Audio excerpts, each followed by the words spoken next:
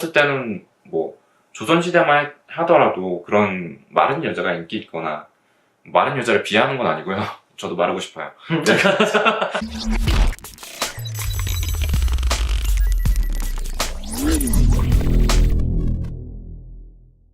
상냥한TV의 심리학 채널 박량 김상입니다. 네. 오늘은 왜 여자들은 키 큰 남자를 좋아하나에 대해서 네, 궁금하네요 진짜. 네. 알아보세요. 네. 매우 슬퍼 보이시는데 네네. 울지 마시고 얘기해 봅시다. say that you're fine when you're not really fine, but you just 제가 그 학습 심리학이라는 수업 들을 때 그 추천 도서를 하나 받았었어요. 그 이름이 리차드 도킨슨이라는 사람의 이기적 유전자라는 책이 있거든요. 그 책 읽어보셨나요? 아니요, 전 처음 듣는데. 많이들 보셨을 것 같아요. 저도 추천받아서 읽은 책이라서. 네. 근데 그 책에서 왜 여자들이 키 큰 남자에 열광을 하나 이런 거에 대해서 조금 이렇게 다뤄요. 약간 맥락성 있게. 그래서 그 책을 기반으로 한번 이야기를 드려보려고 합니다. 네. 이 책을 기반으로 하자면 원시시대까지 거슬러 올라가요. 그래서 여자 같은 경우에는 뭐 키 크고 좀 덩치 있고 힘센 그런 남자들을 선호했고 반대로 남자 같은 경우에도 조금 통통하고 건강해 보이는 또 가슴이 큰 그런 여자들을 선호했다고 합니다. 네. 그래서 사실 예전에 미인도 같은 거 보면은 뭐 중국 미인도나 뭐 우리나라 미인도도 있나? 하여튼 중국 미인도 보면은 좀 다 통통했었어요. 그리고 서양 같은 경우에도 여자분들이 다 통통하고 지금같이 막 이렇게 모델 몸매처럼 막 이렇게 깡마르거나 이런 부분이 별로 없어요. 그래서 현대 시대에 와가지고 좀 먹고 살만해진 다음에 좀 그런 미의 기준이 바뀌지 않았나 싶어요. 근데 뭐 지금도 조금 남아있는 거죠. 뭐 키가 큰 남자를 좋아한다던가 아니면 가슴이 큰 여자를 좋아한다던가 이런 부분이 조금씩 남아있는 거라고 보면 됩니다. 이 책은 약간 번식 또 종족의 보존 이런 거를 기준으로 이런 거를 위주로 좀 설명을 하고 있어요. 그래서 뭐 지금이야 안 그렇지만 예전에는 모든 동물이 좀 그렇듯이 좀 생존에 내가 살아가는 목적을 약간 내 후대에 뭔가 남기기 위해서 그러니까 이름이나 이런 거 남기는 게 아니라 순수히 내 유전자를 남기기 위해서 뭔가 살아간다고 좀 보고 있거든요. 네네. 그래서 우리 인간들도 마찬가지로 원시시대에는 그런 식으로 살았을 거다 이런 가정을 하고 이야기를 하고 있습니다. 원시시대의 경우에는 그 왜 키 크고 좀 힘세고 덩치 있고 이런 남자들이 선호가 됐냐면은 그런 남자들이 여자 입장에서 본인을 보여줄 수 있는 거예요.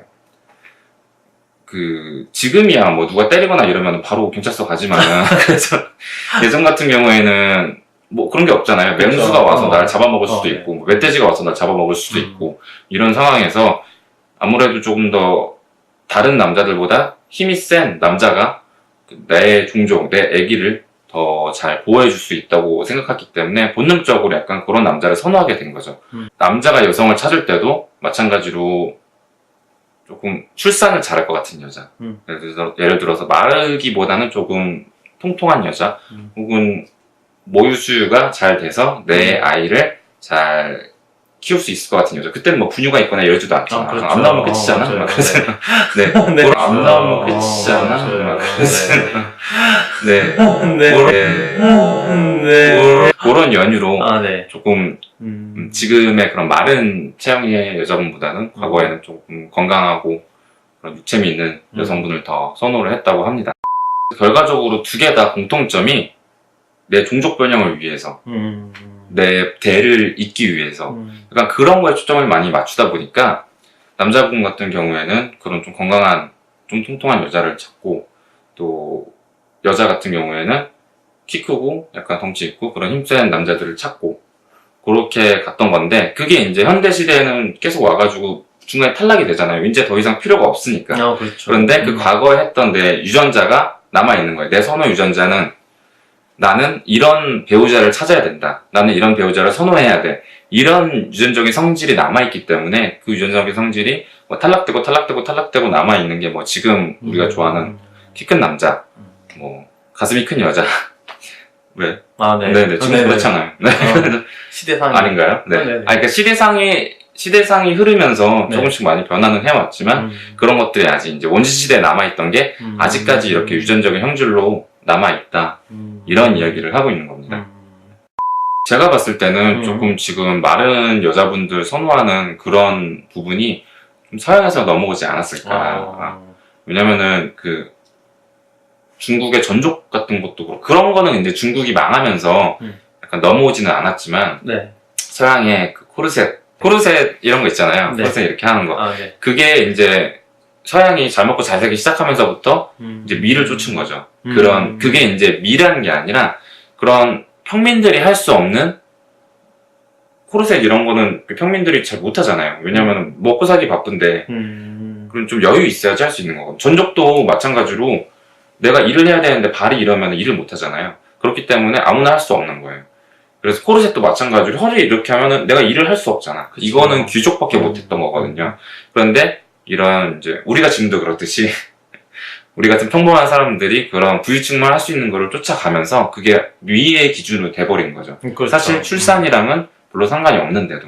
그래서 그런 서양에서 퍼진 문화들이 좀 우리나라에도 수입이 되면서 뭐 미스 코리아도 생기고 약간 이러면서 조금 변화가 되지 않았나 싶습니다. 제가 봤을 때는 뭐 조선시대만 하더라도 그런 마른 여자가 인기 있거나 마른 여자를 비하하는 건 아니고요.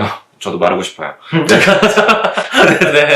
네. 그런 건 아니고 좀 그때부터 우리가 그런 마른 여자분을 선호하거나 이런 게 얼마 안 되지 않았나 저는 그런 생각을 하거든요. 네. 네네. 왜 키 큰 남자들이 여자분들에게 더 선호가 되는지 좀 궁금증이 풀리셨길 바라면서 오늘은 또 이만 마치겠습니다. 네, 안녕히 계세요.